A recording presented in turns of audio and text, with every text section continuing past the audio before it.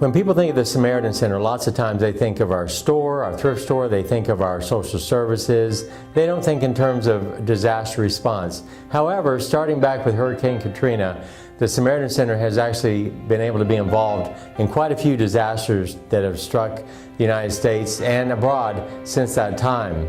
And most recently, when Hurricane Harvey struck, of course, initially, everyone is focused on the rescue and recovery and sheltering.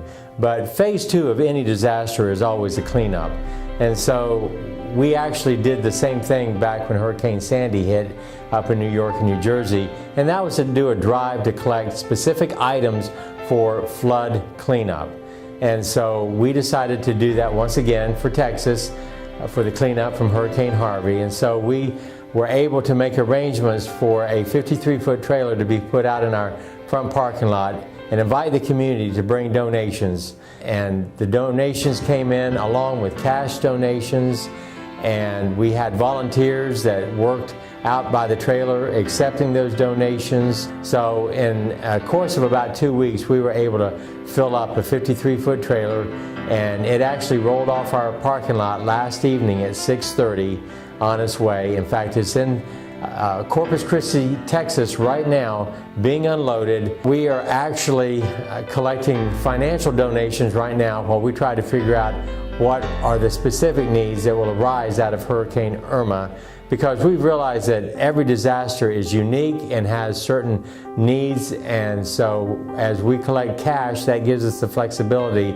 to help in whatever way is needed. So you can either come by to the front office and make a donation, you can mail us in a check, or you can go online to our site where you can donate right online. But again, designate the funds that they are for disaster and not for general social services.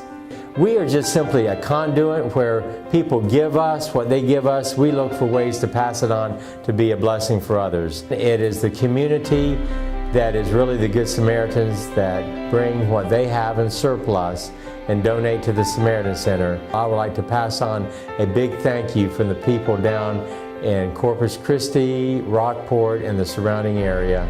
I've been on the phone to them, and you can just hear it in their voices how much they appreciate that folks all the way up here in Tennessee, that we would think about them and spend the time and the money to gather up things that they could use as they try to clean up and put their lives back together.